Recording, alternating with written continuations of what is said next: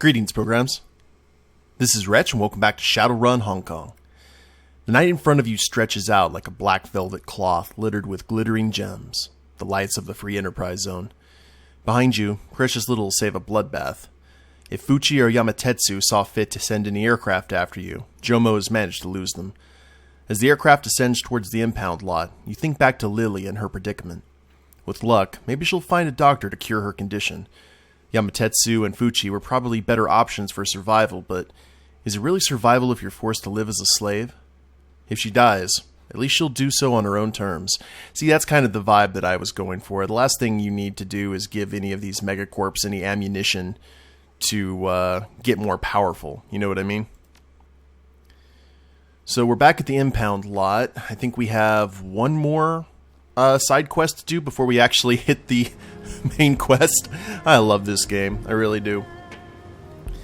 Just there's so much investment in everything. That's something that I always kind of appreciate in these games. Hey, we got some karma. Thank God. I was wondering if we were going to get any. So, let's go ahead and spend a little bit of that karma. Unarmed. Now, I need close combat of 8, I believe, to use these new... Can we check the stash? Actually, I don't think we can check the stash, but... Wait, hold on. Gear. Which is the punching dagger. Well, wait a minute. We can check with Jomo here, since he is a shop. Let's see here. What was it? Down we go. We had...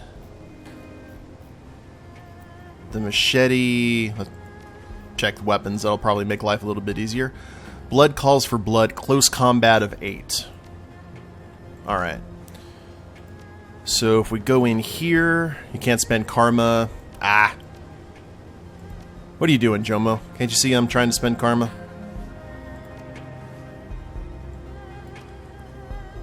And unfortunately, I cannot pump up close combat without pumping up strength. But the issue is that hit and ranged combat. I'm not really worried about dodging, strangely enough. Well, I guess we can go ahead and... we could do that. Willpower. I really don't care about pumping any more of my spells up. I don't think... I think we might be good in that regard. And charisma has never been Shan's strong suit. So we're just going to go with what we know here. We're going to pump up our strength, then pump up our close combat, and go from there. The die is cast. Alright. Was there anything... Well, the Tiger's Den is the main quest. We need to go to the underwater research lab next, but before we do that... let's walk around here and see if the sergeant or anything else have anything new to say. Lung taps the butt of her cigarette, and the ash, caught in the sea breeze, disappears behind her in a whirl of wind. The breeze lulls for a brief second before abruptly switching directions, causing the tip of Lung's cigarette to glow angrily in response. Takes some getting used to. What does? She takes a long drag on her cigarette, her eyes trained on you. This place. This yard. You. I worked in an office before this. Had a desk in a cubicle row. You know the kind. Small, covered in paperwork, with a perfect view of the corner office. The windows were shuttered most of the time. I'm not used to seeing open skies and smelling unrefined air. She sweeps her wind-tossed bangs behind her ear, cigarette smoke billowing across her face at the motion. The criminals I worked with were all names on documents. Rarely did I have to interact with them in person. Just trying to adjust. That's all.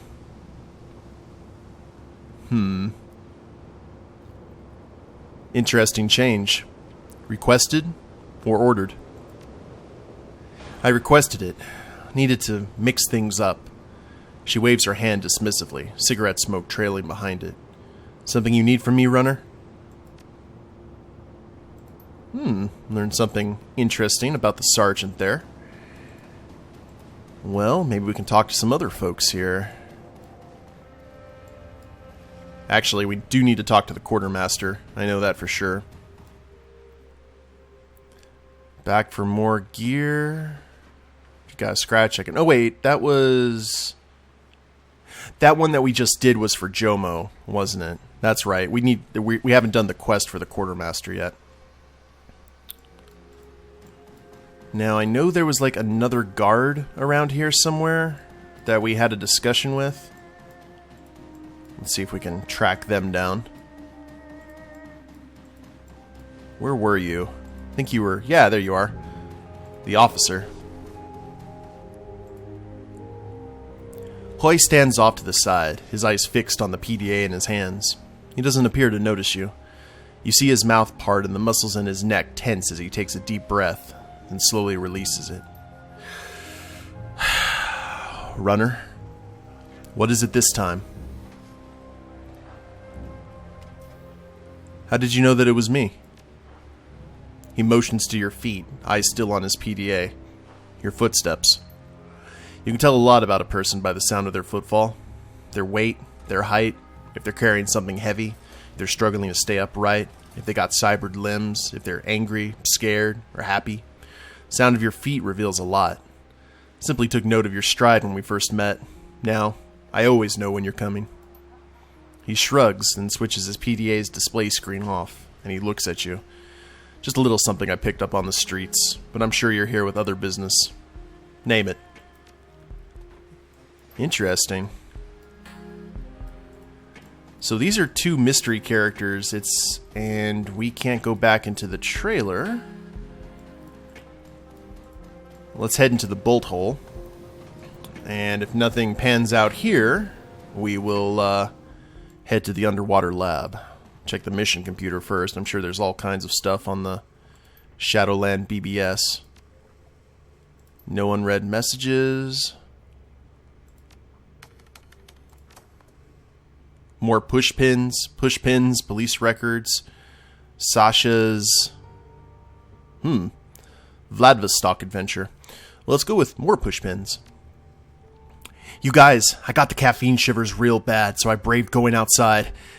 I shouldn't have. Do tell. It isn't. I came back to this. You should consider your actions before you act. Enjoy your calf. Just as... Wait a minute. Okay, we're kind of off the... Let's skip through this real quick. Oh, we can't go... Oh, that's unfortunate. Thread pushpins. Hey all, I'm really freaked out. I live alone in more or less my own custom-built panic room. Real secure. Everything was normal when I went to bed last night, but this morning I found a threatening message on my bulletin board. What kind of message? It was some kind of weird poem, and it was written out in pushpins. It said, Shadowrunning Fink, I know what you did last night. Have a nice day, Jay. So, what the hell? I'd say you pissed someone off, mate. There's got to be a simple explanation. Who's got it in for you? I'm curious who Jay could be, but what I really want to know is, what did you do last night? I was on a run, man. Nothing special. Can't talk about it, you know. En contraire, Pinky swear. It's the key to the mystery. Who'd you hit? Any megacorp could punch through your flimsy personal security system like a drunk orc with cyberfist opening birthday presents. That's Harbor Rat, I believe. We know that person. What corporate names begin with J? Genraku? Jazz Technology? Oh, JRJ International? You're an idiot, Crumpeteer. No corporation's going to track down a runner just to leave a nasty message in pushpins. No, this is a dark and highly personal vendetta. So now, that bugs me because I really wanted to see what the other one was. Hopefully we'll see some follow-through. Police records. HKPF got me. I was getting booked in Sim Sha Sui when crazy Drek went down. Massive hack, all records corrupted. Partner managed to toss a flashbang, so we're bouncing.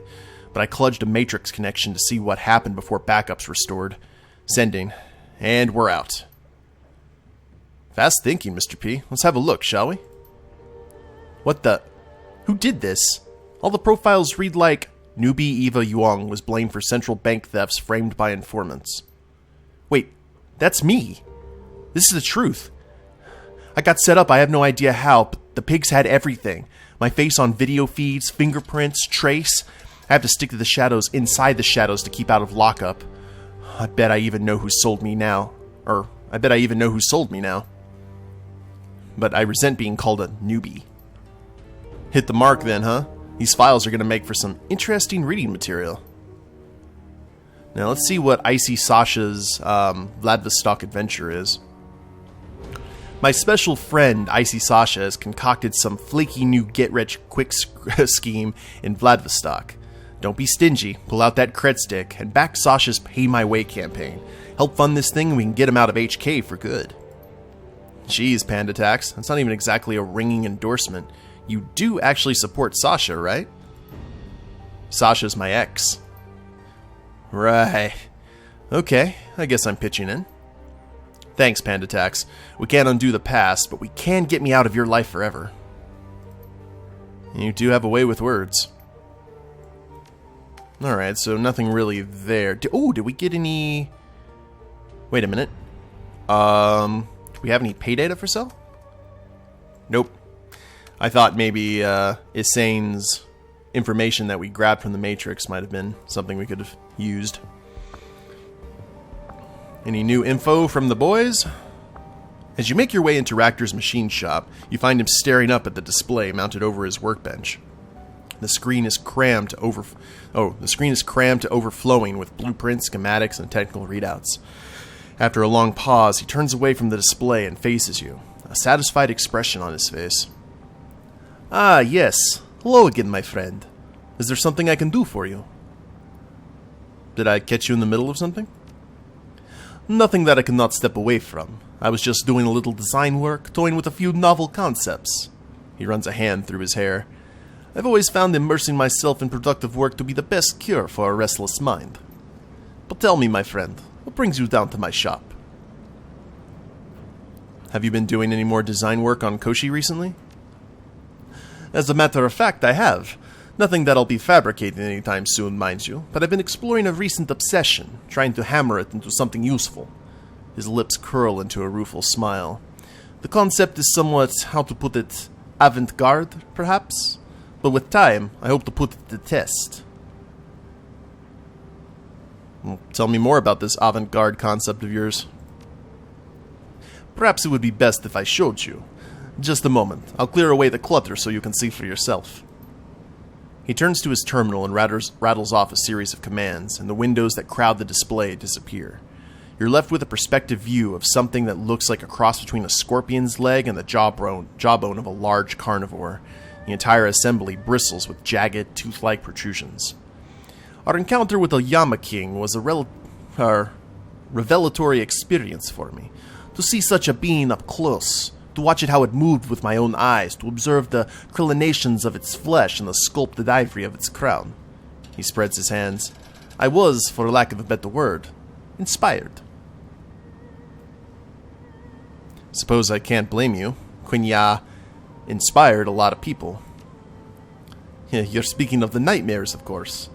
He taps a fresh cigarette out of the pack in his pocket, lights it, and hangs it from his lower lip. I suspect that the Queen with 1,000 teeth left an indelible mark on us all. He turns back to his terminal and stabs a key with a finger. The window containing the model leg disappears. At any rate, I'm still a long way off from fabricating anything unusable. Emulating the physiology of a creature that should not exist is proving to be quite the design challenge. It is, however, a wonderful way to kill time between jobs. And who knows? Against all odds, this work might one day bear fruit. Only time will tell. So, Koshi's gonna get something nasty. What'd you think of that last run? I won't lie to you, my friend. The Lily extraction tried my patience. I am not the babysitter, and being forced to endure, indeed, to protect, a loudmouth brat set my teeth on edge. He examines his fingernails. In truth, I'm rather proud that I was able to restrain Koshi from silencing her permanently. You would have killed the child? Does that surprise you? You already know that I'm incapable of feeling remorse. He shrugs. When Koshi rips men to shreds on the job, I feel nothing save for the warm satisfaction of a job well done. I can't imagine that silencing Lily Lai would have felt any different. The drone stands statue still, motionless save for the creaseless weaving of its pedipalps.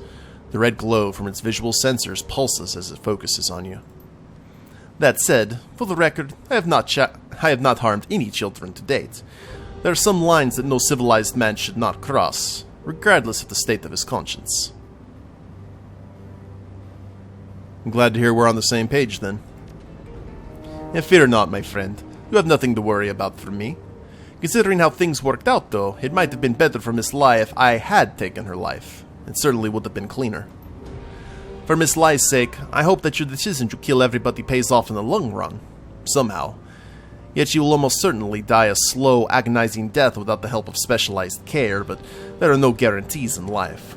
She could miraculously recover. A spontaneous remission, perhaps. In the sixth world, anything is possible. Now, do you have any other questions, or shall I return to my work? We'll let you return to your work there, Raptor. There's certain things that's very hard for me to say in a Russian accent, so I apologize, guys. Let's see what Gaichu's up to. He's going with us on the next run. Once Kratos hand... I think we've already asked this. Hello again. Is there anything else I can assist you with? Once Kratos handled, what do you think you will do? Oh, okay, never mind. This is new. This is a subject I have been considering. I enjoy working together, and I think life in the shadows is my fate, but still... Gaichu bobs his head, lost in thought. I have been considering a vacation. Where on earth can a ghoul go on vacation? Gaichu folds his arm, expression indignant. Well, there is the obvious choice of Asamando, but other locales stand out as well. Haiti, for instance. Ghouls are feared yet honored, as they have been known to eat the corpse cadavers that plague the countryside. We are regarded a bit like corpse janitors. I have been considering Bali. Warm weather, a society very tolerant of awakened creatures, and a healthy respect and fear for Layak, which are not unlike ghouls. I would not mind exploring a jungle island, diving into the coral reefs, and generally trying to avoid having my head hunted for a bounty. He smiles and sighs heavily. Doesn't sound like too bad a time when you put it that way. No, I should think not. Gaichu claps you on the shoulder, smiling. Perhaps you will have to come with me. Together we could explore the water around Pandang Bai.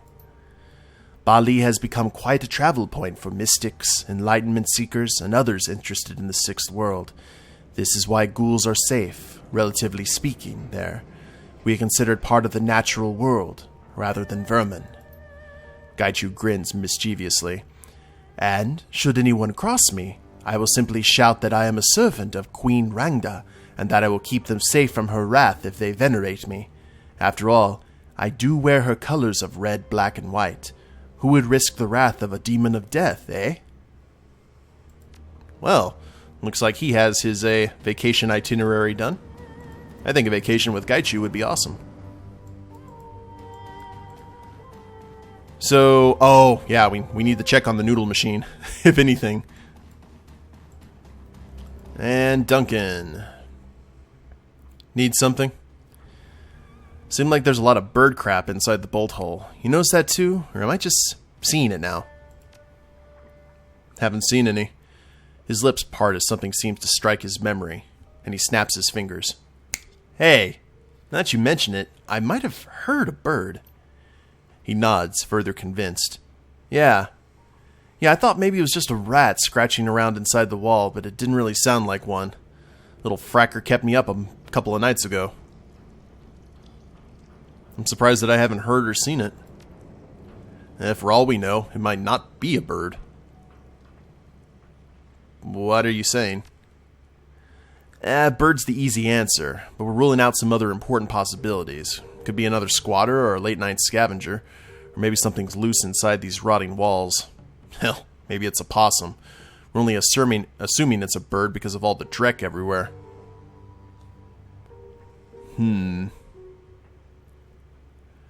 Well, I like to think it's a bird over some scratchy homeless person living inside your wall. His face drops as he processes your comment, his imagination probably filling in the details. He replies, voice strained. I think I would too. Alright, let's say it is a bird. I'll just lure it out. Somehow. I think we've already established that it likes rappers. He points a finger at you. Good call. I'll start there. He looks around and shakes his head. Can't wait to get out of here. Indeed. I think maybe he's getting a little bit of cabin fever. Birds in the walls instead of rats in the walls. It's a nice Lovecraftian reference. Okay, ISO. Stale metallic air fills the room. The round window that's usually cracked is shut tight, and feels like the temperature of the room is raised somewhat, maybe due to the lack of ventilation. You see Isobel is on her knees, hunched over her cyber deck, typing vigorously. You can see sweat beading on her forehead, and she looks exhausted. She pauses and sits up for a moment. 4:19 a.m. 1 nano drive. What? Iso turns towards you. Two tired eyes meet your gaze. Her shoulders look stiff, as if she's been hunched over for a while, and a single red cable protrudes from the dark mass of her hair. She repeats herself. 1 nano drive. She leans back down and continues to clack away on her deck. 4:48 a.m. 1 splitter. 5:33 a.m. Small double-ended cable bundle. Her voice suddenly sounds angry as her fingers jam the keyboard. And my favorite hairband. She suddenly lurches upright and looks at you, her brow furrowed, and proceeds to stare in silence. Oh, probably stuff that's broke here. Okay, I see. I was like, I think ISO has gone bye-bye, Egon. What's this about a hairband? Her lips pucker as she studies your face. That damn bird. It took my favorite hairband. I've never seen you this frazzled before. It's a little... Or actually, come again? The Decker moans, clearly irritated. She closes her eyes and rubs her temples. For a few weeks now, my things, have been disappearing. I didn't notice it at first because it was just small objects, most of it wrappers. Once my hairband went missing, I started looking around and realized that quite a few of my smaller possessions were gone. So what's this have to do with birds? She shoots you a sassy, narrow-eyed look. Not birds, a bird. It followed the bolt hole here from our last port. Thing's been stealing from me this whole time. And last night I finally saw the culprit. A bulbul. I was jacked into the Matrix doing some routine tasks, and something came through my window. I watched it land on the wooden floor and hop around like it was searching for someone. Her eyes go wide and she stares ahead. It was the bulbul, and it was looking for me. But I was in the Matrix, my body right here. She pats the floor near her computer. The stupid thing stared at me until it knew I wasn't awake, then rifled through my stuff and started carrying things away. She motions to her cyberdeck. It came back 4 times over 2 hours. I'm accessing my Matrix logs here to confirm the times. Dreck. I needed that splitter too. What are you going to do about it?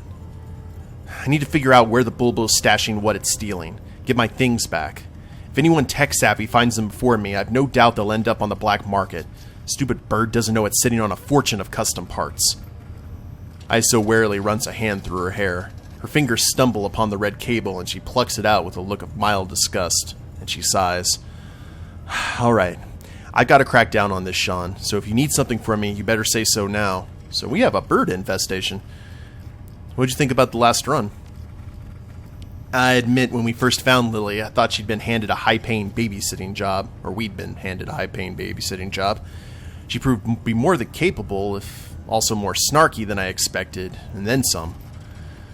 That really became obvious when she eventually refused to side with either Fuchi or Yamatetsu. She decided to put the power in her own hands, and I respect that. It'd be a shame if someone with that kind of investment in life died. Maybe she won't. Maybe.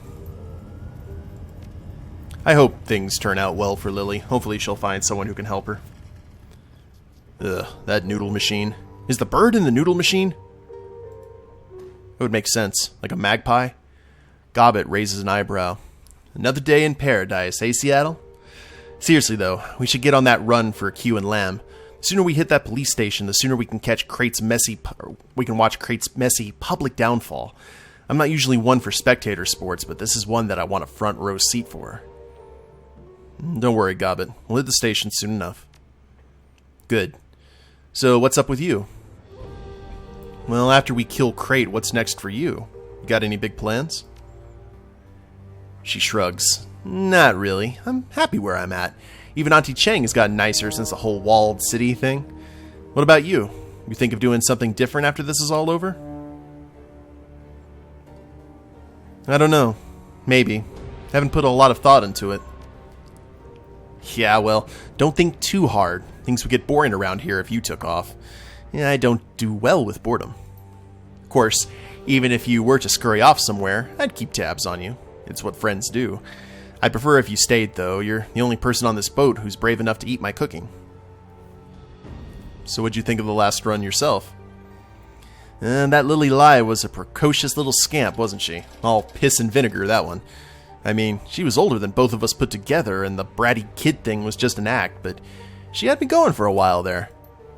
Killing everybody and leaving Lily to figure things out for herself was a novel solution, I'll give you that, but who knows?